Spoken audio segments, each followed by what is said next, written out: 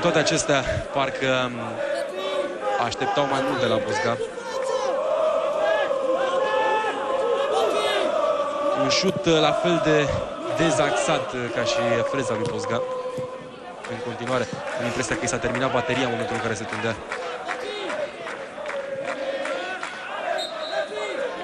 Out pe care îl vor avea bancarii. Aruncă Andrei Sava de la margine. N-are cu cine să combine. Sava se plânge de asta lui De Souza. A trimis prost, recuperează petroliștii. Marinescu. Nu scoate însă decât un out. Cere o schimbare Sebi Tudor. A doua modificare la Petrolul Ploiești iese cu numărul 27 Constantin Stoica și intră cu numărul 26 Bogdan Năstase. A intrat Bogdan Năstase cu numărul 26 în locul lui Constantin Stoica, numărul 27.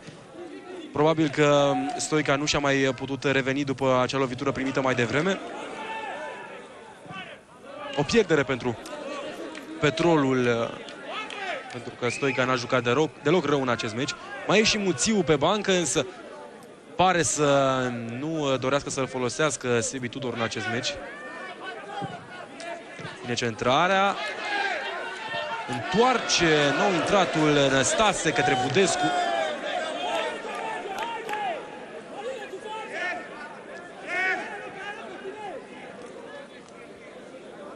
Cred că doar a fost anunțată schimbarea, pentru că, iată, Constantin Stoica în continuare în teren.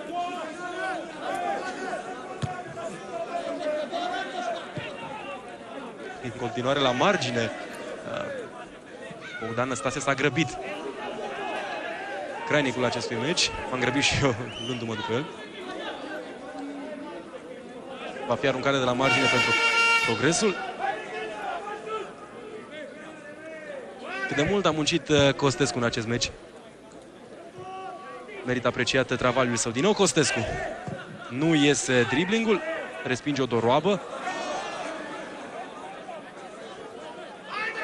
Stoica cu poate ultima sa recuperare din acest meci. Marinescu luat pe sus de Vali Sandu.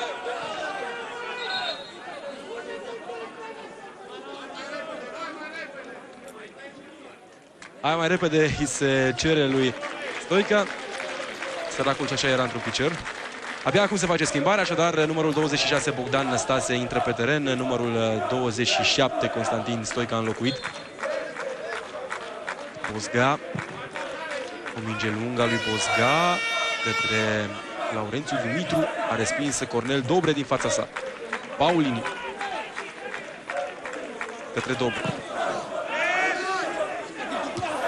Lungă mingea lui Dobre către Marius Sene. Un picior un pic prea ridicat al lui Ene și se fluieră faul până la urmă.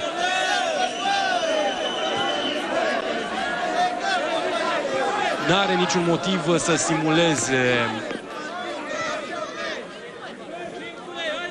faul Tincu.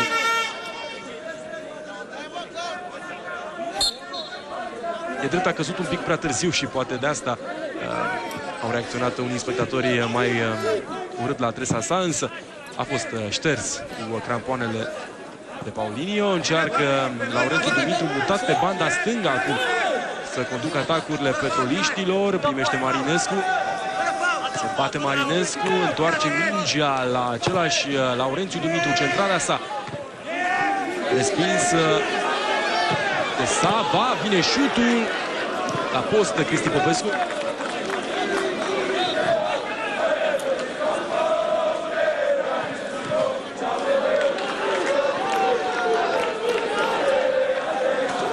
Dan Minciun a fost cel care a tras, e drept, avea și poziție, n-a fost deloc un șut rău, însă un pic prea central. Dacă ar fi reușit să imprime un pic de efect acestei mingi, situația ar fi fost cu siguranță alta. Un nou șut pe care îl încearcă gazdele, la fel de periculos, poate chiar mai periculos, respins în corner de Cristian Popescu.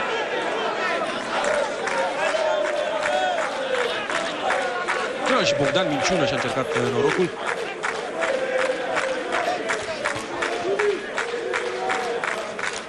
Paul Tincu în careu către Marinescu, primește Marinescu, se descurcă Marinescu, doar pentru moment va fi minge pentru Bancari.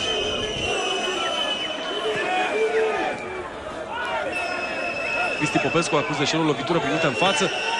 Oricum, frumoasă faza făcută de Marinescu, mingea a ajuns cu noroc la el, însă de aici a venit un dribbling superb al decarului ploieștean, o execuție la fel de frumoasă cu exteriorul. N-a avut însă unghiul suficient de bun pentru a-l putea învinge pe Cristi Popescu. A acoperit excelent poarta și goalkeeperul de la Progresul.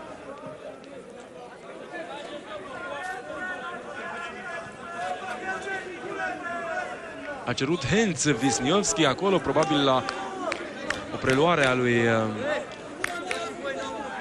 Marinescu.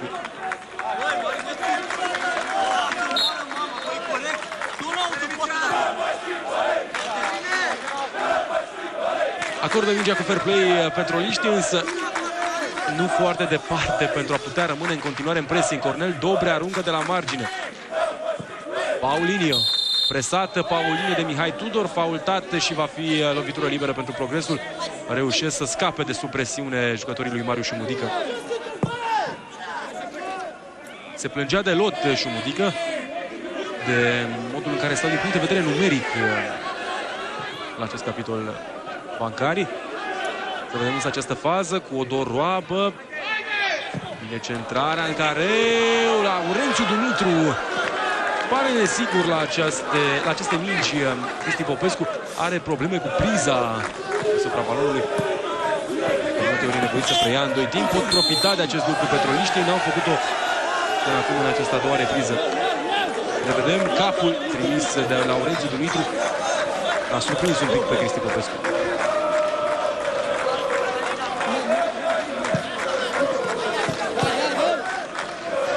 Paulinho. Luat cu umărul în primire de Laurențiu Dumitru, cel care a avut ocazia de mai devreme. Paulinho va bate această lovitură liberă. Vă spuneam, este un bun executant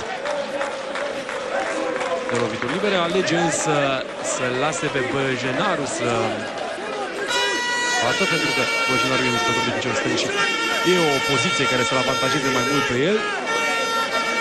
Băjenaru cu centrarea, mingea se îndreaptă doar către portarul Panaite. Aurel Bogdan Panaite, 22 de ani.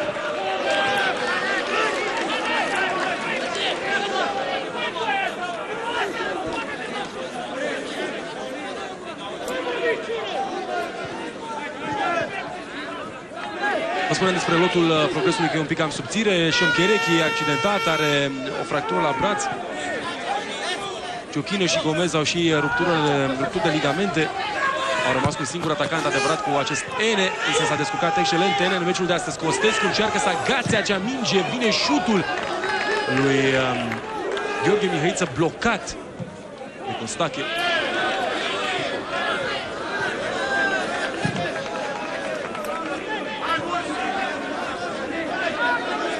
Bozga trebuie să fie atent, Costescu încearcă să-l păcălească.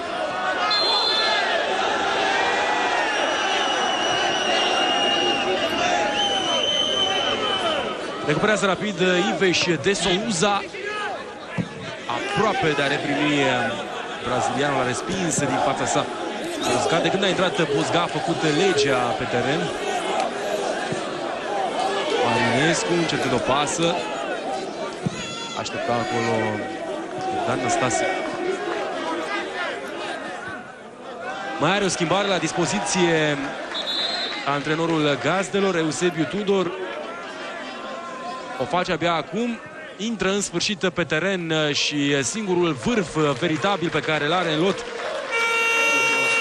care valid în lot, Eusebiu Tudor. Constantin Muțiu a intrat în locul lui Laurențiu Dumitru.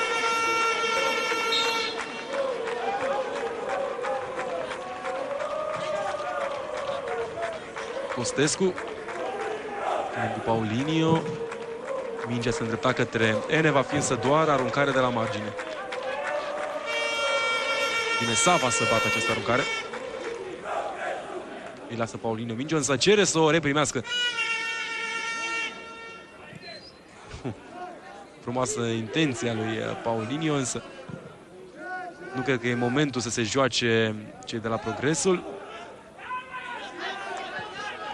Sandu îl pune la muncă pe Sava. Pierde acesta balonul. Budescu are doi jucători adversi și lângă el se descurcă, însă Budescu îi driblează pe amândoi. A ratat momentul centrării, trimite mingea în spate. Minciună. Tincu. Deposedat de Souza. Mingea se întoarce la Petroliști.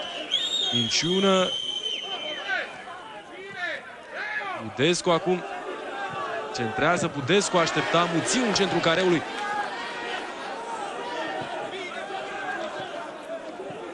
Băjenaru în centru. Are spațiu, Băjenaru poate să urce. Vine pasa excelentă către Marius Sene. Driblează Marius Sene și marchează gol pentru Progresul. Trupa lui Șumudică dă lovitura. Marius Sene, omul care a schimbat soarta acestui meci. A egalat în minutul 37 pentru Progresul, iar acum marchează golul de 3-2.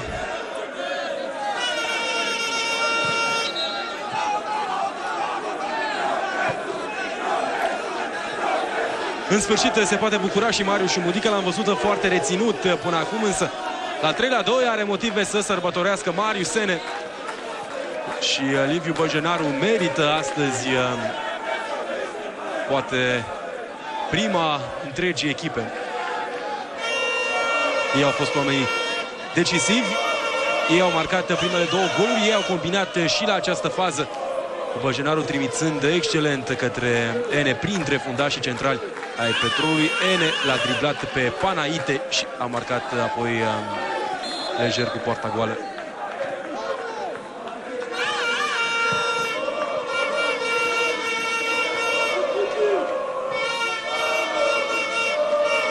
Eusebiu Tudor se grăbește să arunce mingea pentru elevii săi. Știe că el este cel care va avea de dat explicații la finalul acestui meci.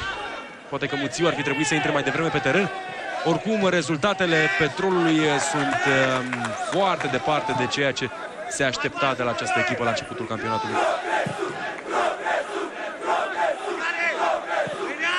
Cornel Dobre trebuie să fie atent și este.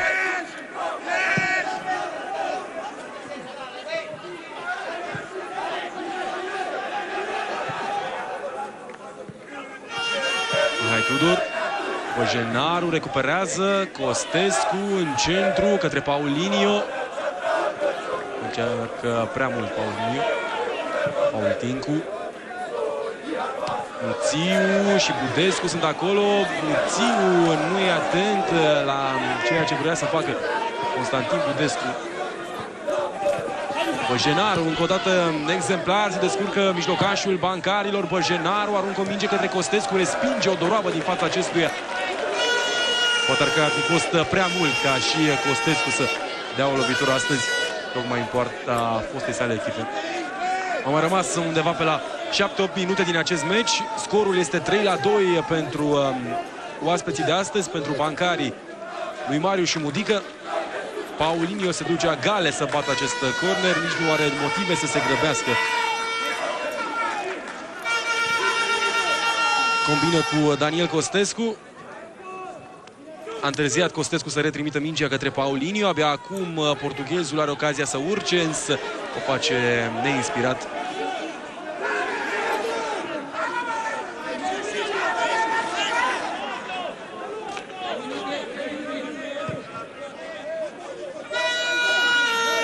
O doroabă.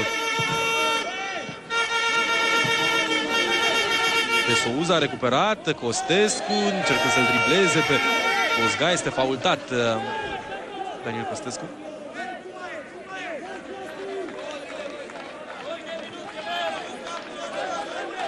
Îl lăudase mai devreme pe Bozga pentru poziționarea sa din teren, însă a greșit și el grav la golul marcat de Ene, tot Ene acum, încercând un șut ce trece razant poarta lui Panaite.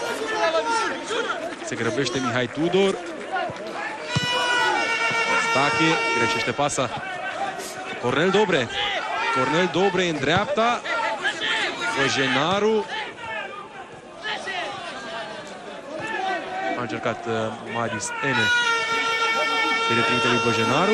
Gheorghe Mihăiță pierde într-o poziție în care n-avea voie să o facă. Budescu în viteză, Budescu! Prea târziu a venit șutul lui Budescu, era deja încolțit de 3 jucători din defensiva Progresului. Este și Panaite din poartă pentru a nu mai pierde timp. Bozga.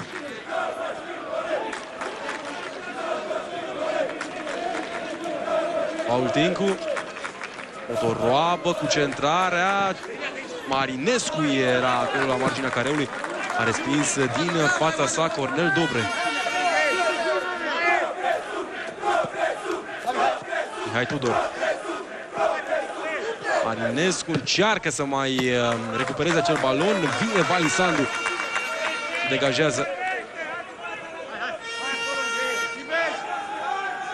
Tudor. Faultat Marinescu. Cornel Dobre protestează, însă degeaba va fi o lovitură liberă pe care o vor avea gazdele. Poate una dintre ultimele ocazii ale băieților lui Eusebiu Tudor să mai salveze ceva din acest meci în care au condus de 2 ori, însă iată s-au trezit pe final, conduși ei de către bancarii lui Șumudică. Centrala lui Tincu. Ce bine se descurcă Cristi Popescu la această reluare a lui Jean-Claude Bozga.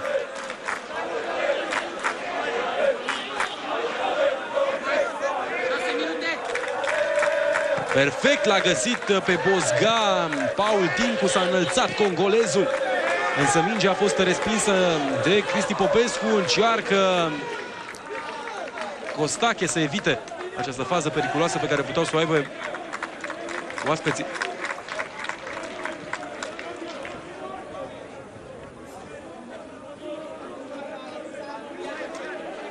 În continuare, foarte activ Marius Șumudică. Cred că după fiecare meci trebuie măcar o zi să-și recapete vocea. Faultat Marius Ene.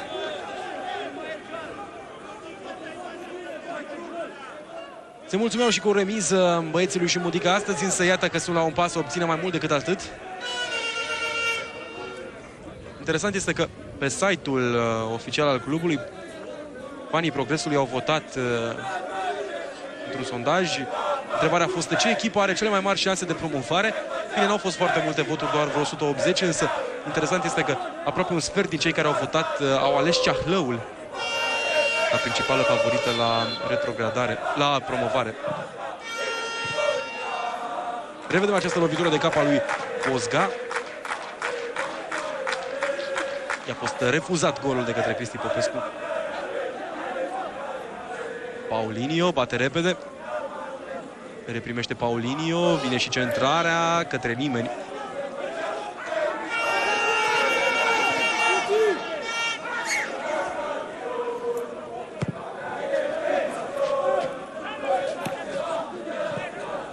Budescu încercând să-l găsească pe Dan Năstase. Paulinho. Poate însă doar un corner. A fost Paulinho, a fost Daniel Costescu.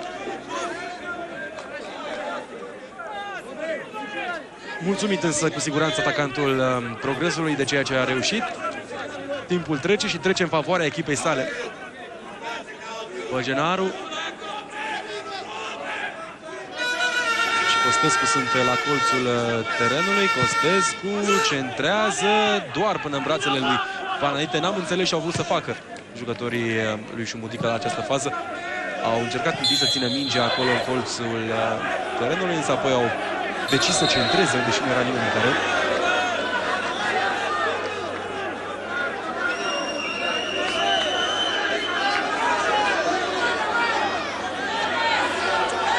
galben pe care îl vede Vali Sandu. Dacă îmi notasem bine, era al doilea și da, este cartonaș roșu pe care îl vede fundașul central al Progresului. Vali Sandu este nevoit să părăsească terenul și să-și lase echipa în doar 10 oameni în aceste ultime 5 minute ale meciului.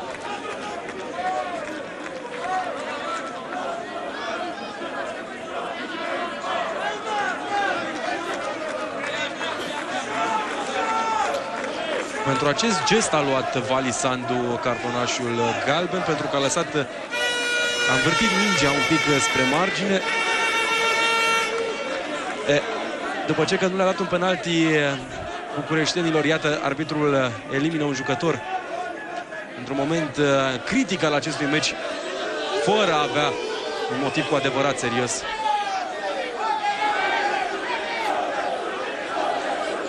Paul Tincu.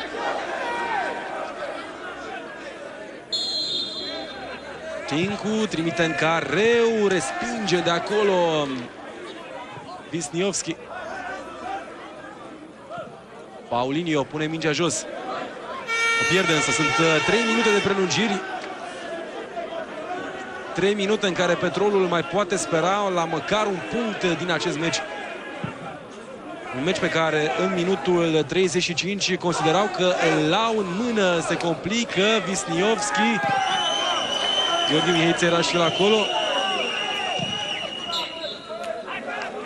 Out pentru Petrolul. Acesta este Bogdan Năstase, intrat în locul lui Constantin Stoica ceva mai devreme.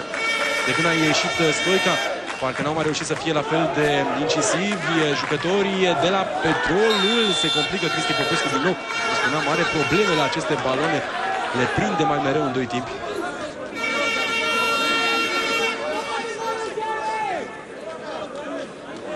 Marius Șumudică la un pas de o victorie importantă pentru echipa sa, ar face 20 de puncte, a regalat CSM Ploiești în clasament, însă rămâne în continuare pe locul al 4-lea, pentru că CSM-ul are golaveraj mai bun. Pe primele două locuri sunt Ceahlăul, Piatra Neamț și Dunărea Galați, fiecare cu 21 de puncte, așadar la doar un punct de primul loc ar fi Șumudică și ai săi, dacă câștigă astăzi.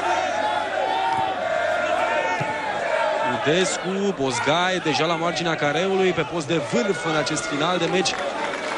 Mingea însă iese în aut de poartă. Muțiu nici el n-a mai apucat să mai aibă un cuvânt de spus în această partidă. A intrat cei drept destul de târziu, însă nu s-a remarcat în această perioadă. Iată-l pe Marius Ene. El va bate acest aut de poartă. El este omul care a marcat o dublă astăzi. Însă după eliminarea lui Sandu s-ar putea ca Ene să fi fost retras fundaș central, pentru că este poate printre cei mai înalți jucători pe care îi mai are Șumudică în echipă în acest moment. Bozga.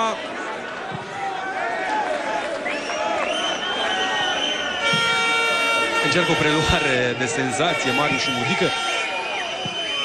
Cu mâinile în cap privește fostul Rapidist acest final de meci. Echipa sa este în inferioritate. Mai toate rezultatele importante ale Progresului au venit în 10 oameni. Un rezultat de nota 10 sunt pe care să obțină astăzi bancarii. Băjenaru intrând în dribbling pe lângă Costache. S-a ținut bine șesarul ploieștean.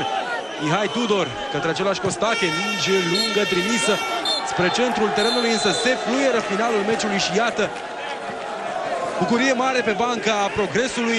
Marius Șumudică are motive să fie mulțumit. Echipa sa câștigă cu scorul de 3-2 astăzi pe stadionul Ilie Oană. În genunchi sunt cei de la Petrolul. Un meci pe care, vă spuneam, păreau să-l aibă în mână la un moment dat, însă un meci pe care l-au pierdut în cele din urmă și iată, Petrolul rămâne cu doar 8 puncte în clasament după 9 etape, o echipă ce afirma înainte de începutul acestui sezon că se bate la promovare. Mihai Brașovanu vă mulțumește pentru atenție, vă invită să rămâneți în continuare pe sport.ro, urmează un special despre meciul România-Franța de aseară. Vă doresc o zi bună, la revedere!